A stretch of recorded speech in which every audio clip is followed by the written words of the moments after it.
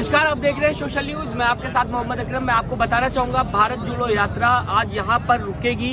रोज राहुल गांधी जहाँ पर रुकते हैं, जहाँ पे यात्रा की शामिल समाप्त होती है, वो जो पॉइंट है आज मैं उस पर खड़ा हूँ। मैं लगातार आपको कोशिश कर रहा था बताने की भारत जोड़ो यात्रा के अंदर की तस्वीरें, लेकिन मैंने सोचा कि क्या पता ये जो भीड़ आ रही है, जो लोग आ रहे हैं, क्या पता उनको बुलाया गया हो, क्या पता ये प्लान्ड हो। लेकिन आज मैं यहाँ पे घंटों से खड़ा हुआ। मैं आपको बता दूं, 4 घंटे पहले मैं आके खड़ा हुआ था और यहाँ पे जितने भी लोग आप देख रहे हैं, ये 4 घंटे से राहुल गांधी का इंतजार कर रहे हैं। कई लोगों से बात हुई, कई लोगों से गुफ्तगू की, मैंने पता चला कि ये हर कोई इंसान जो यहाँ पे खड़ा हुआ है वो राहुल गांधी को देखना चाहता है। वो चाहता है कि राहुल गांधी आने वाले वक्त के सबसे बड़े नेता बन जाए। ऐसे में कुछ लोग हमारे साथ मौजूद है कांग्रेस के, जिनसे हम लोग लगातार बात करते हुए नजर आ रहे थे। उनसे जानने की कोशिश करेंगे।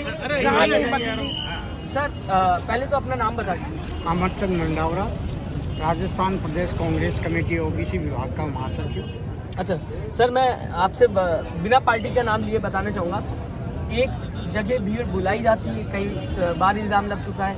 एक ये भीड़ है जो मेरे ख्याल से 6-7 किलोमीटर पीछे राहुल गांधी थे और ये लोग अभी तब से खड़े हुए हैं। किस तरीके से देखते हैं आप, किस तरीके से इनके प्यार को देखते हैं आप लोग? वो इनका जो थोड़ा तेज बोलिए सर, आवाज़ नहीं आई, देश सुन रहा है सर। राहुल जी का जो एक ऐतिहासिक कदम है, हाँ, जो ऐतिहासिक कदम है, उसको पब्लिक ने ये माना है कि वास्तव में एक भारत जोड़ो का जो इन्होंने एक फैसला लिया है, ये एक बहुत, क्योंकि ये पूरी संस्कृति के बारे में अवगत हो रहे हैं राहुल जी भी, कि आज हर गांव में जो रहने वाला है वो कैसे रहता है, कैसे पढ़ा लिखा है कि नहीं है या कम पढ़ा हुआ है, ये सारी संस्कृति के बारे में वो अवगत हो रहे हैं। और साथ ही जो पब्लिक का प्यार और उनका जो स्नेह है वो इतना हो गया है कि आज सवेरे 6 बजे 5 बजे से पब्लिक यहाँ दोनों ओर साइड में खड़ी रहती है। सर, सबसे बड़ी यात्रा में मैं अभी तक बताऊँ, मैं लगातार पॉलिटिक्स की न्यूज़ दिखाता रहता हूँ, बड़े से बड़े नेता से मिला हूँ मैं, लेकिन इतनी ज़्यादा भीड़ मैंने आज तक नहीं देखा, क्योंकि आम जनता आपके साथ जुड़ते हुए दिखाई दे रही है। ये जनता जो है वो क्या सच में आपको लगता है कि आगे जाके कांग्रेस में शामिल होगी या कांग्रेस का समर्थन कर पाएगी? ये निश्चित रूप से ये जो कार्यक्रम है, इससे पब्लिक में अच्छा मैसेज जा रहा है और निश्चित रूप से अब की बार कांग्रेस की सरकार बनेगी, निश्चित रूप से, क्योंकि पब्लिक का जो प्यार और मोहब्बत है राहुल जी के साथ, ये सिद्ध कर रहा है कि वास्तव में एक कांग्रेस की सरकार वापस से आएगी। अच्छा, मैं आपसे जानना चाहूँगा, अगर बीजेपी की बात की जाए, बीजेपी तरह तरीके के इल्ज़ाम लगाते हुए दिखाई दे रही है। जब भी राहुल गांधी एक कदम चलते हैं, 100 इल्ज़ाम उनके सामने आते हुए दिखाई देते हैं। हर एक इल्ज़ाम पे कभी टी-शर्ट पे सवाल उठाया गया, कभी जूतों पे सवाल उठाया गया, कहाँ सोते हैं सवाल उठाया गया, किससे मिल रहे हैं उस पर सवाल उठाया गया।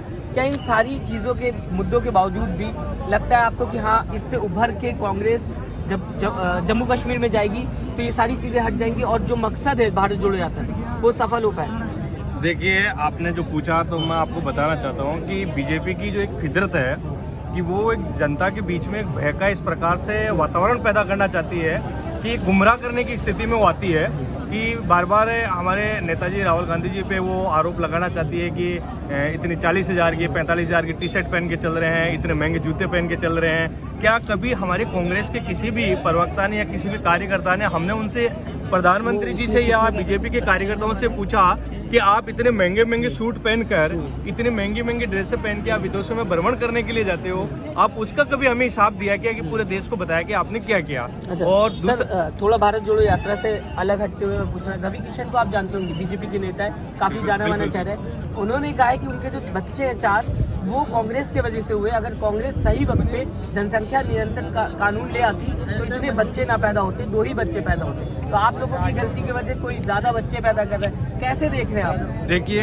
ये आपने अच्छा प्रश्न पूछा कि जनसंख्या नियंत्रण नीति के लिए हमारे माननीय प्रधानमंत्री जी जो इंदिरा गांधी जी थी, उन्होंने जनसंख्या नियंत्रण नीति कानून जो बनाया था उसका विरोध भी इन्हीं लोगों ने किया था।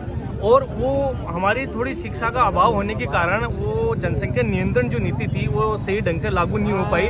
उसमें भी कहीं न कहीं विपक्षी लोग जो लोग थे जो आज सरकार में बैठे हैं, इनकी वजह से ये बात कहीं न कहीं कमी रह गई। 4 बच्चे तो हो गए ना सर। अब आप जो कह रहे हो सर 4 बच्चे कर दिया आपने सर। सर, आपकी बात का मैं समर्थन कर रहा हूँ कि आप कह रहे हो कि 4 बच्चे हो गए। मेरी नहीं, वो कह रहे हैं ना, वो कह रहे हैं आपकी वजह से हुआ। अब 4-4 बच्चों का खर्चा उठाना पड़ेगा उन्हें ना। सर, ये बात आपकी सही है कि वो ये कह रहे हैं कि 4 बच्चे हो गए, तो इसमें हमारी कांग्रेस सरकार जो थी उसका या वर्तमान समय में सरकार है। आज ये चलो एक बात बताओ सर, आप कह रहे हो 4 बच्चे हो गए, आज 4 बच्चे हो रहे हैं, 8 बच्चे हो रहे हैं। आज तो सरकार उनके हाथ में है, आज सर तो अब देश तो उनके हो गए ना सर। उनके हो गए। उसके अलावा देश में कितने लोगों के बच्चे हो रहे हैं आप बताओ। इस पे आगे अध्ययन अपने मीडिया के माध्यम से अध्ययन करो कि अब वर्तमान समय में कितने लोगों के 2 से ज्यादा बच्चे हो रहे हैं। अब सरकार उनकी है, नियंत्रण नीति उनके मैं आपस आपको में। बता दूं, बीजेपी के एक और नेता है, गाना गाते थे रिंकिया के पापा, उनका भी हाल ही में एक उनका पुत्र हुआ, बच्चे हुए 3-4 महीने। अभी 10 साल से तो राजस्थान और भारत सरकार की, केंद्र सरकार की रणनीति बनाने में तो बीजेपी सरकार का हाथ है। केंद्र में सरकार उनकी है, वो रणनीति अब बनाए ना, क्या बनाना चाहते हैं बनाएंगे सर, अभी आ रहे तो 24 चुनाव से पहले बन जाएगी सर। जनसंख्या नियंत्रण नीति में 2024 का क्या मतलब हुआ? चुनाव है सर 2024। तो इससे इसका मतलब आप हर चीज को राजनीतिक दृष्टि से या वोटों की तुलना से देखेंगे। सर चाहे अगर चुनाव आ रहा है उससे पहले 5 साल में कुछ ना कुछ तो बेहतर करेगी ना सरकार। नहीं सर, एक बात बताइए, आप ये कह रहे हो कि चुनाव के माध्यम को ही ध्यान में रखते हैं वो बेहतर करने की कोशिश करेगी। तो चुनाव नहीं, मैंने बोला सर, मैंने नहीं बोला चुनाव, मैंने कहा कि 5 साल है, 5 साल में कुछ बेहतर तो करेगी। 5 साल में बेहतर करेगी तो पिछले 4 साल से क्या बेहतर करी? आज 10 साल हो गई कांग्रेस सरकार के। मोदी जी बाहर चले गए, कहाँ जा रहे हैं, 18 घंटे काम करते हैं और आप कह रहे हैं कि 4 साल से बैठे। अच्छा सर, आपकी एक बात मैं कहना चाहता हूँ, आपने देखा मोदी जी 18 घंटे काम, मैं 24 घंटे काम करता हूँ, तो मेरे कहने से मैं 24 घंटा काम थोड़ी कर रहा हूँ। किसने देखा कि जब काम 8 घंटे में हो सकता है? मैंने देखा ना, सुबह मोर को दाना डालते हुए देखा। तो सर मैं भी 4 बजे उठ के भैंसों को गोबर डालता हूँ, उनको चारा खिलाता हूँ, उनको पानी पिलाता हूँ, वो खेत में काम करता हूँ। तो इसका मतलब ये होगा कि मैं 4 बजे से काम पे लगा हूँ, ये मेरा दिनचर्या का काम है। वो प्रधानमंत्री जी की दिनचर्या। सर आपका नहीं पता चलेगा, उनके सामने 24 घंटे तक देखा होगा आपने, कैमरे आसपास रहते ही, क्योंकि प्रधानमंत्री। अच्छा सर, एक बात बताइए, अभी ये लोग खड़े हैं और इन लोगों में से कोई एक आके आपके कैमरे से फोटो खिंचा ले रहे थे, साहब सबसे आगे में आके फोटो खिंचा लिया, तो इसमें आप और हम क्या करेंगे? आगे जाके भी फोटो खिंचा सकते हो। तो फोटो खिंचाना कोई बड़ा चीज नहीं है, तो बड़ी बात नहीं है सर। हम ये नहीं कह रहे हैं कि इससे पहले किस प्रधानमंत्री ने इतनी फोटोज की? देखिए सर, आप ये देखोगे, माननीय डॉक्टर मनमोहन सिंह जी जो अर्थशास्त्री थे, उन्होंने भारत देश में इस प्रकार की योजनाओं को लागू किया। भारत देश में डॉक्टर मनमोहन सिंह जी ने।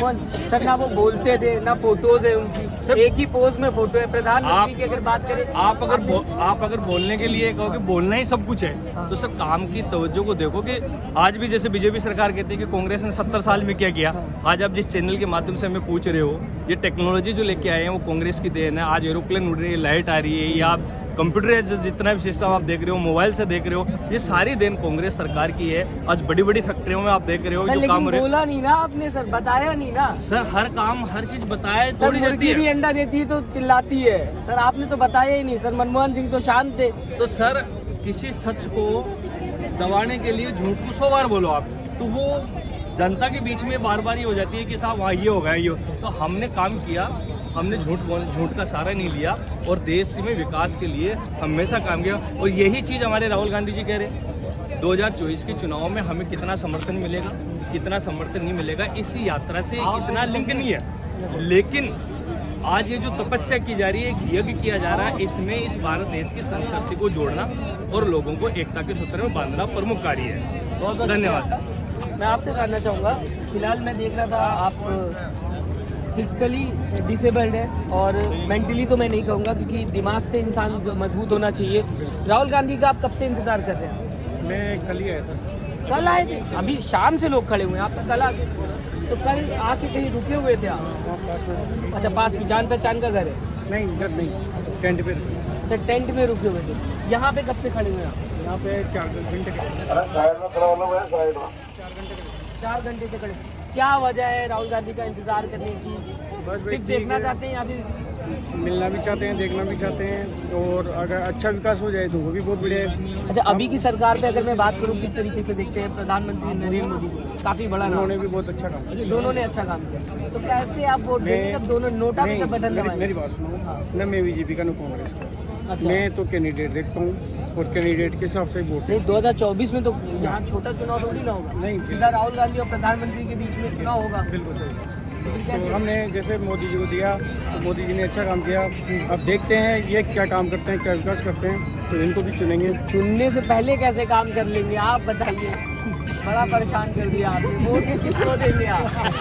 देखते हैं कैंडिडेट के हिसाब से देखेंगे। अच्छा, ठीक है। ठीक है, फिलहाल ये भाई राहुल गांधी से मिलने आए थे, राहुल गांधी के लिए 4 घंटे से इंतजार कर रहे हैं। अब अगर माना जाए ऐसी तस्वीरें भी सामने आती हैं जहाँ पे इंसान और मैं खुद कंफ्यूज हो जाता हूँ कि क्या सच में ये कांग्रेस के लिए खड़े हुए, राहुल गांधी के लिए खड़े हुए, क्या परिवर्तन के लिए खड़े हुए, क्या जैसे कि कहा जाता है कांग्रेस की तरफ से कि भारत जोड़ो यात्रा का मकसद है नफरत खत्म करना, उसके लिए खड़े हुए।